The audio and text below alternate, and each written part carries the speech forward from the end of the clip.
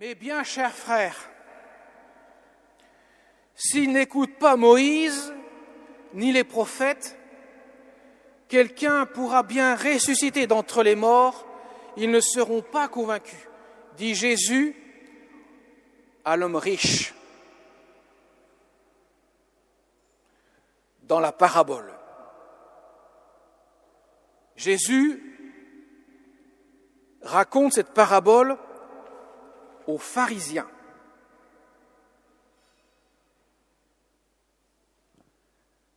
Aux pharisiens. Ce n'est pas étonnant. Les pharisiens, pourtant, ils sont censés écouter Moïse et les prophètes. Ils se réclament de Moïse. Nous, Moïse, on le connaît, mais toi, on ne te connaît pas. Abraham, c'est notre père. On revendique la paternité d'Abraham. Autrement dit, nous sommes fidèles à la loi, à Moïse et aux prophètes. Jésus dit, apparemment, vous n'écoutez pas Moïse et les prophètes. Et d'ailleurs, le riche l'avoue. Si quelqu'un de chez les morts vient les trouver, ils se convertiront. Moïse et les prophètes ne suffisent pas. Très étonnant pour des gens qui se réclament de la loi de Moïse et qui sont prêts à dégainer dès que Jésus n'est pas en conformité sur la moindre application de la loi de Moïse, notamment le sabbat.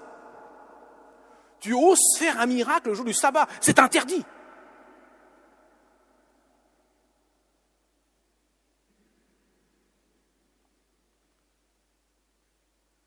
Ce n'est pas si étonnant que ça, mes bien chers frères. Parce que les pharisiens n'ont pas la foi. Ils ont une connaissance intellectuelle, notionnelle de la loi de Moïse. Mais comme leur cœur est plein d'orgueil, il leur manque le lien avec Dieu. Parce que l'humilité, qui est la vertu opposée à l'orgueil, permet non seulement d'aimer de l'amour de Dieu, mais de connaître Dieu, de connaître ce que Dieu dit dans la loi et les prophètes, de pouvoir lire les signes des temps. C'est ce que dira d'ailleurs Jésus à Nicodème. Ne savez-vous pas décrypter les signes des temps ? Et encore, Nicodème était un homme humble. Le problème, c'est que les pharisiens se sont endurcis et ne peuvent pas reconnaître Jésus comme Dieu.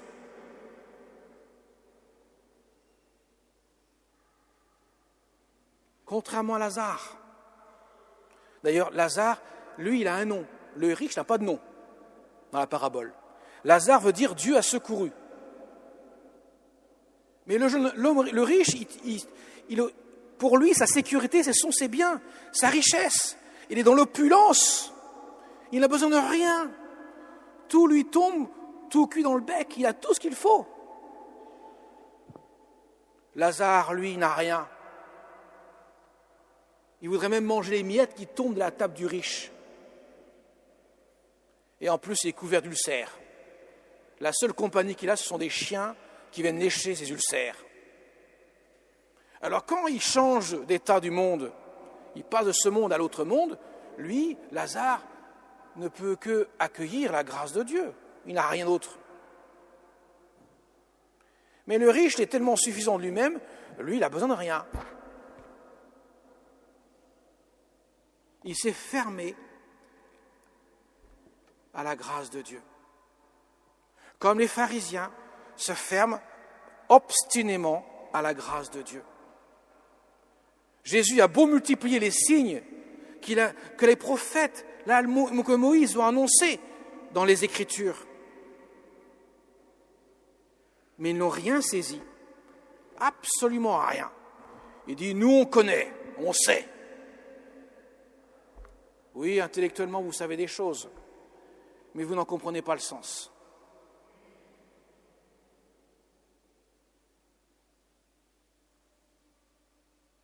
Voilà pourquoi Jésus s'adresse comme cela aux pharisiens. Vous n'avez pas la foi. Alors, les choses exceptionnelles, extraordinaires pourraient peut-être conduire à la foi. Mais que constatons-nous dans l'Évangile ? Tant que Jésus fait des miracles extraordinaires, les gens viennent à Jésus. Ils disent même, c'est le Messie, c'est lui dont nous parlent les Écritures.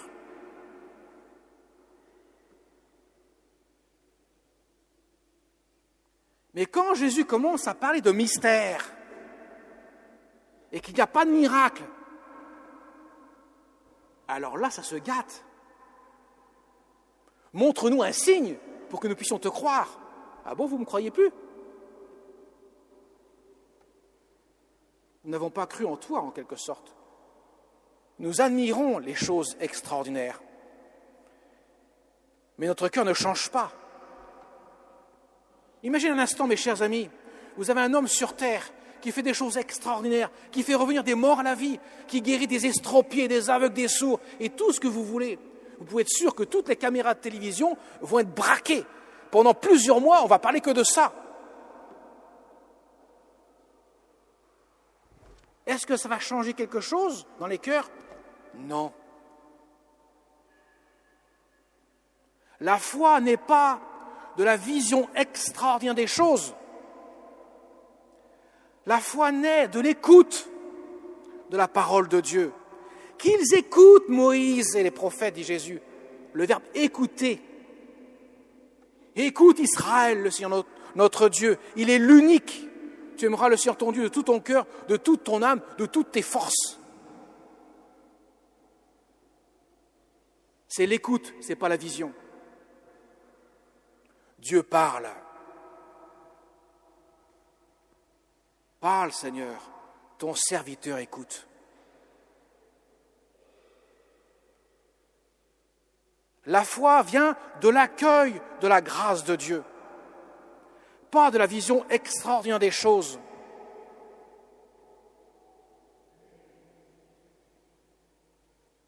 C'est ça qui change radicalement.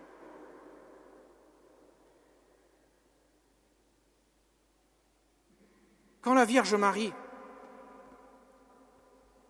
est devant l'ange Gabriel, elle est interloquée, bien sûr. Elle voit cet ange-là. C'est pas courant de voir un ange, on n'en voit pas tous les jours. Et qu'il énonce des choses extraordinaires. Elle ne demande pas d'épreuve. Donne-moi un signe, pas du tout. Mais comment cela va-t-il se faire puisque je suis vierge ? Autrement dit, qu'est-ce que je dois faire parce que Dieu m'a donné le don de la virginité ? Comment puis-je en même temps être mère ? L'Esprit Saint viendra sur toi. La réponse est immédiate. Que tout se fasse pour moi selon ta parole. La parole, elle a écouté. Elle n'a rien vu, elle a entendu. C'est ça la foi, mes chers amis.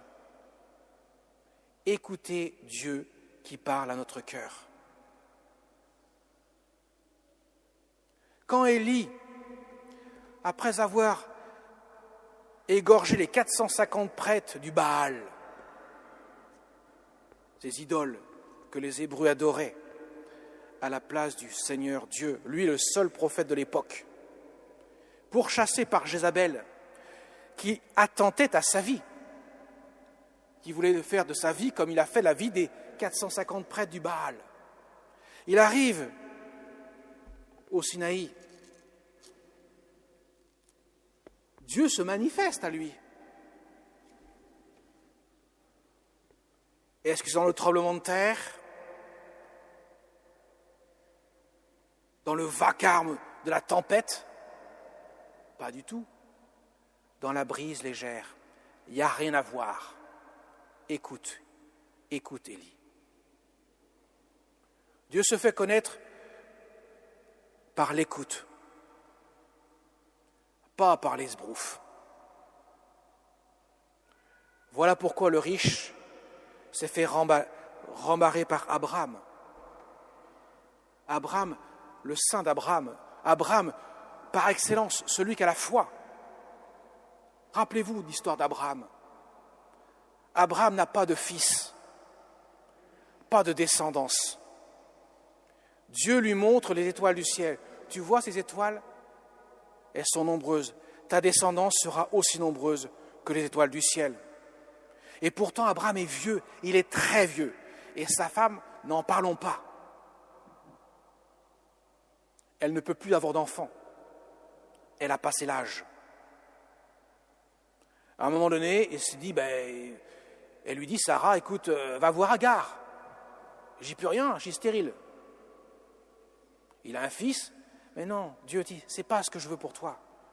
Je veux pas un bâtard, je veux un fils légitime. Il a confiance, Abraham. Il a foi en Dieu. Et voilà que à 100 ans, Sarah 80 ans, environ, on n'est pas à 10 ans près, il a enfin un fils, Isaac. Ça fait presque 80 ans qu'il attend ce fils.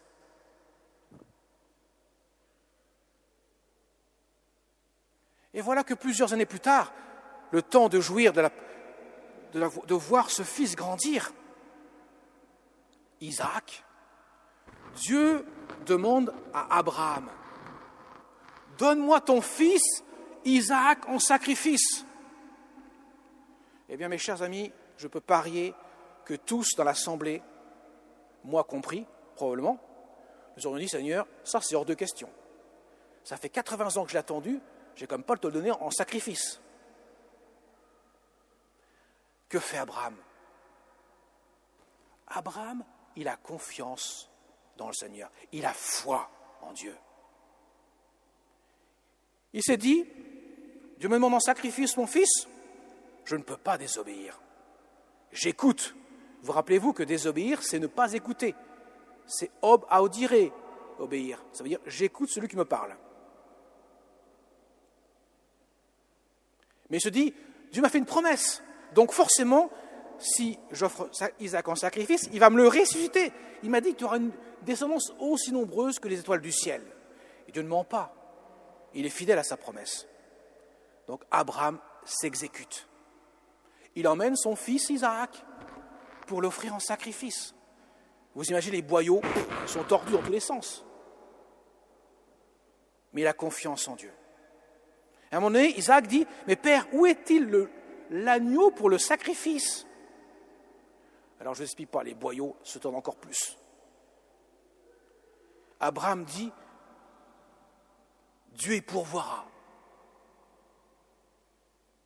Et voilà qu'il arrive à l'endroit où il doit offrir le sacrifice.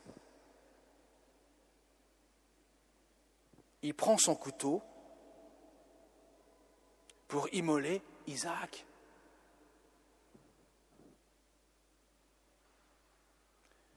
Dieu envoie son ange et retenir le bras d'Abraham. Et aussitôt il trouve un bélier avec les cornes pris dans un buisson et il offre le bélier en sacrifice. Mais on peut se dire, mais Seigneur, mais quelle idée as-tu pour demander une telle chose à Abraham? Pourquoi le mettre dans un tel désarroi, dans une telle souffrance?